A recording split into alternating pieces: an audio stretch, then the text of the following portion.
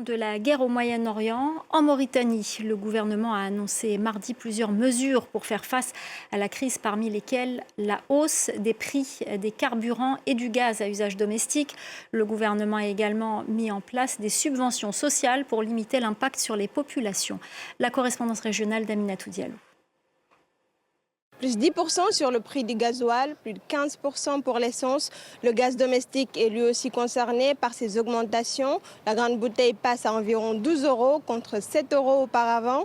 Des hausses de prix vivement critiquées par de nombreux Mauritaniens. Mais selon les autorités, ces mesures s'imposent face à la crise du Moyen-Orient et ses répercussions sur l'économie mondiale. Pour atténuer l'impact sur les populations, le gouvernement annonce donc plusieurs dispositifs sociaux, notamment une revalorisation du salaire minimum et une aide exceptionnelle d'environ 70 € destinée aux familles les plus vulnérables. Des mesures qui suscitent de vives réactions à Nouakchott. Il faut saluer la politique de subvention de l'État. Sans elle, les prix de produits de base seraient hors de portée. Ces mesures auraient dû tenir compte de la dignité du citoyen. Quand une bonbonne de gaz se vend entre 7 et 12 €, c'est une charge insupportable pour la population. Il serait juste que toute la population puisse profiter de ces aides si les prix augmentent pour tout le monde.